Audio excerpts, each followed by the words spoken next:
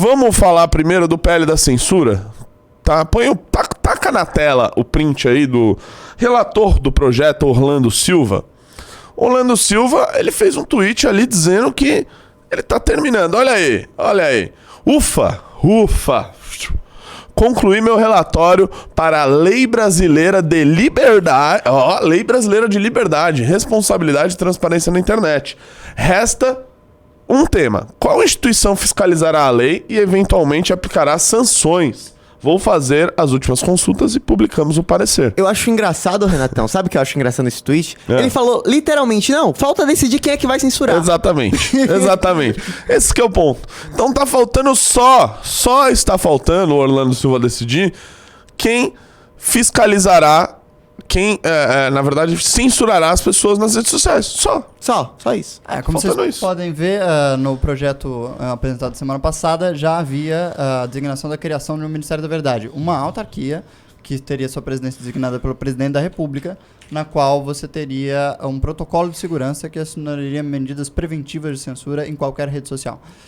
Ou seja, uma autarquia com plenos poderes. Já existem as bases para isso, que é uma comissão consultiva, das quais é membro Fernando Haddad, criada pelo governo federal, sem nenhum poder por enquanto, que já está realizando pareceres sobre coisas que deveriam ser censuradas. A tal da Comissão da Verdade que a gente tem utilizado para fazer, ironicamente, diversas denúncias de pessoas de esquerda que têm publicado notícias falsas e desinformação. Só que agora o grande conflito no Congresso será permitida a criação dessa instituição com plenos poderes para retirar qualquer coisa da internet com uma mera canetada ou não? Esse é o principal ponto de litígio no PL da censura e é isso que o relator está tentando enforçar no seu relatório final. Ô, Ian Garcês, também tem um ponto lá, pra mim, que eu acho que é o que mais pegou com relação ao Partido Republicanos, que a gente destrinchou aqui ao longo da semana, que era a questão que, por exemplo, até trechos bíblicos poderiam ser censurados. Sim, obviamente. Eles poderiam ser figurados no parágrafo a respeito de discriminação. Porque uma das condições, são 7 condições colocadas ali, dentre as quais poderiam sofrer censura preventiva, seria a discriminação ética, religiosa, sexual, racial, etc. E é óbvio que muitos analistas, muitos esquerdistas entendem certas crenças bíblicas como racistas, ou homofóbicas, ou transfóbicas, etc. ou qualquer coisa do tipo. E aí vai lá o Republicanos, né? E... Nossa, eu tava com essa notícia separada. Olha a conexão aqui, Renato. Do quê? Do presidente do Republicanos. É isso que eu queria mostrar. Opa! Já entrou o primeiro clube, hein? Já entrou o primeiro clube, já vai ganhar o Vanderlei. Vamos lá. PL das fake news não é censura, diz presidente do Republicanos. O partido que está na televisão neste exato momento dizendo que é um partido de centro-direita? Exatamente. Eu acho que sim. Não é possível. Presidente nacional do Republicanos, deputado federal Marcos Pereira, afirmou que o PL das fake news não é censura e que existe muita narrativa distorcida sobre o projeto. Desce mais. O partido e seus parlamentares têm sido pressionados, blá, blá, blá, blá. 28 dos 36 deputados votaram favoravelmente a PL da censura.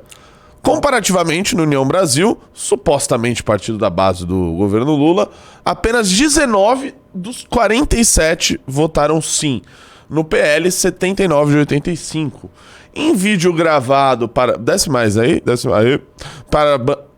mais. Em vídeo gravado para a base evangélica do partido e publicado nas redes, o Pereira disse que os brasileiros de bem e de bom senso são contra fake news. Enfatiza que o PL não abrange manifestações religiosas, como tem sido propagado, e lê trechos do texto que dizem isso explicitamente. Aí eles estão aí, né, criticando, na verdade, uma postagem feita pelo Deltan Dallagnol. Sabe o que é, meu caro Renato Batista? Um dos parágrafos do texto original, que parece ter se mantido em todas as versões, sem nenhuma dúvida, do PL que foi discutido até agora, da censura, remunera as companhias de imprensa, rádio, televisão, por qualquer conteúdo gerado e distribuído em redes sociais. Ou seja, é do maior interesse do mundo para empresas como o Globo, Folha de São Paulo, Estadão, Rede Record, as radiofônicas, a aprovação desse projeto. Porque, como vocês sabem, meus caros, todo mundo que acompanha a imprensa hoje em dia, os números da imprensa impressa, os números das televisões, está decaindo vertiginosamente. E todas as companhias têm abrido enormes planos de demissão, voluntária e involuntária, em suas respectivas companhias. Portanto, ter a garantia legal de que material distribuído em redes sociais que seja advindo de jornais impressos ou de companhias de televisão seja remunerado, como é remunerado os materiais publicitários da rede, faria com que essas empresas tivessem um saldo de caixa, um alívio econômico, que neste momento de decadência da tradicional imprensa é essencial. Por isso foi uma forma como o relator e como o governo Lula habilidosamente construiu para comprar, para adquirir o apoio de toda a imprensa. E se você for ver os editoriais de jornais, todos eles falam muito abertamente na necessidade de obter este dinheiro, este apoio financeiro através desse PL. Exatamente. Tá uma falação danada aqui. Vim aqui pra salvar um pouco a tua da pauta. galera, Eu vim pra né? salvar a tua o pauta, Junito que você da tá dando galera. informação desatualizada, tá, Renato Batista? Qual? Caiu o conselhão da pele das fake news. E quem é que vai aplicar as sanções? Exato, agora ficou perdido, porque segundo o projeto, ainda as plataformas precisam se autorregular com a anuência do conselho. E não tem mais conselho, como que elas vão se autorregular? Quem é que vai censurar então? Cara, assim, e agora vai ter que ir pro Senado. Como mudou o texto, vai ter que ir pro Senado, assim. Você tá com essa informação aí que eu não sei Põe na tela, Baiano. se é verdade. Vai lá. Entrou mais um peraí. clube, hein? Lucas. Tá Eu não sei se é verdade isso que você tá falando. Para o nosso querido espectador, que não conhece tanto os bastidores meandros, o regimento do Congresso Nacional, é muito comum, às vezes, embora pareça impossível, mas é o que ocorre, um texto de lei ser escrito na hora da votação. Isso realmente acontece. Quando há um enorme interesse e força Às política... vezes o cara risca ali... No papel, eu já vi, pessoalmente, trabalhei lá fazendo lobby para as boas causas sociais do MBL em Brasília durante alguns anos, eu já vi, e isso vai acontecer agora, eu lhes digo, os líderes se reúnem para fechar um acordo final na plenária, durante a votação. Eles pegam um pedaço de papel qualquer, escrevem a caneta o que precisa ser dos pontos principais e aí manda o processor redigir no meio da votação. Isso acontece muitas e muitas vezes no Brasil. E ainda mais, né, num caso como esse, que, assim, fica faltando alguma coisa ali. Não, Ora, completamente. se você tá dizendo que não pode falar isso, que não pode falar aquilo, quem é que vai decidir por isso? Vamos lá. Tem uma matéria aí pra gente... taca na tela. Desculpa, meu bordão é taca na tela. E também o IAE Família e o Caramba, que estão contagiando todo o Brasil. Vamos lá. Relator cede e retira do PL das fake news agência para fiscalizar plataforma. Isso aí saiu quando? Isso aqui, meu querido, é de 27 de abril. Isso aí saiu quase na madrugada. Não, quase na madrugada. 22h39. Você tava acordado? Certamente não, cara. Então... Não sei se você sabe, eu acordo 5 horas da manhã pra fazer meus exercícios físicos. Ô, louco. Mentira. Vamos lá.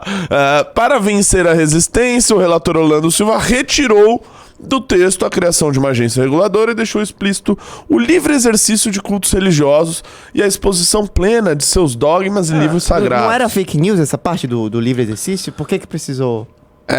Pois é. O deputado protocolou seu relatório final na noite desta quinta-feira, após negociar ajustes com bancadas nos últimos dias. A expectativa é que o mérito seja votado na próxima terça-feira. Desce mais aí. O projeto em discussão traz, entre outros pontos, uma série de obrigações aos provedores de redes sociais e aplicativos de mensagens, como a moderação do conteúdo.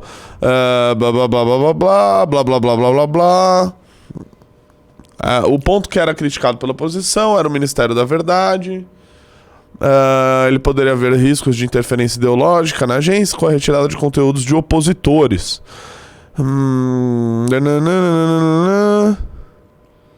O item busca atender ao pleito da bancada evangélica, que ameaçava votar contra a proposta se a liberdade religiosa não fosse explícita. Não foram isso que eles fizeram na hora da votação do requerimento de urgência, né? Mas... Legal que eles tiraram o nome do Doutor Dallagnol da matéria. Sim. Sim.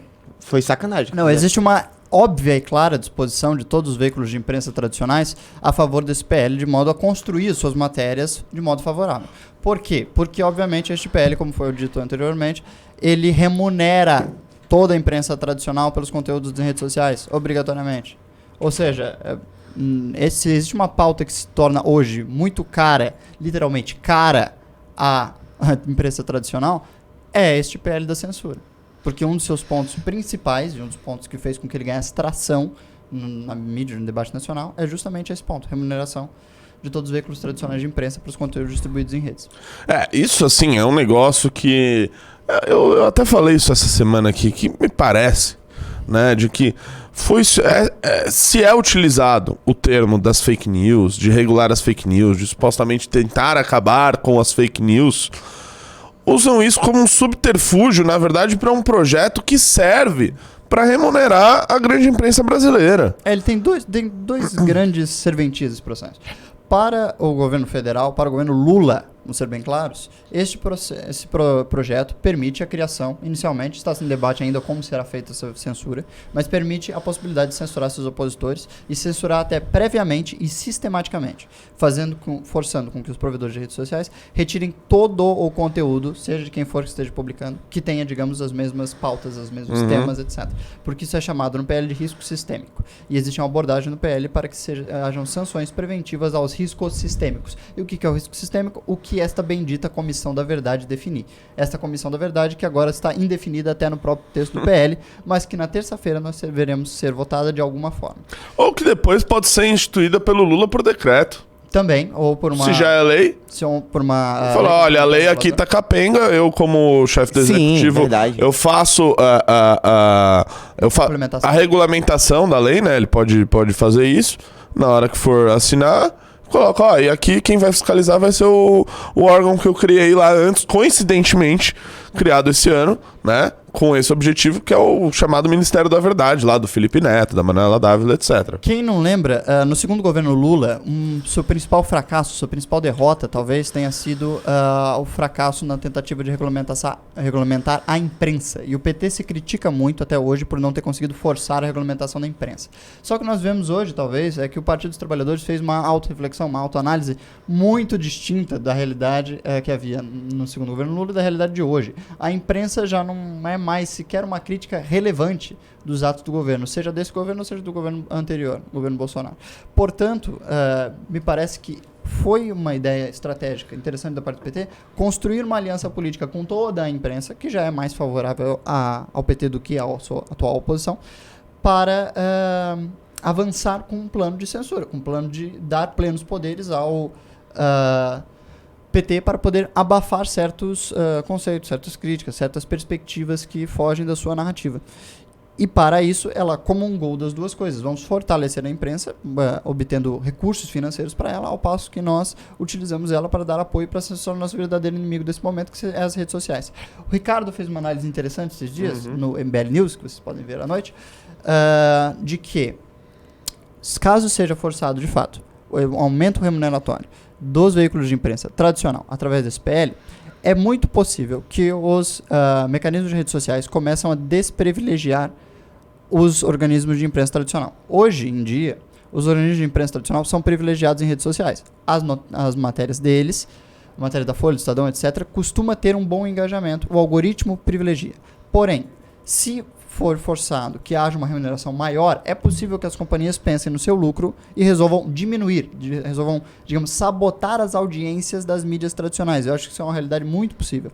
O que vai levar a fazer com que essas mídias tradicionais percam o seu principal ganha-pão ou tenham ele diminuído, que é o quê? O anúncio tradicional das empresas privadas que decidem anunciar nessas companhias de rádio, televisão, jornal impresso, etc, etc, etc. Então isso pode vir a ser um tiro no pé, mas só os anos dirão. É uma análise ainda muito leviana a se fazer, mas que eu já faço aqui porque nós somos o MBL.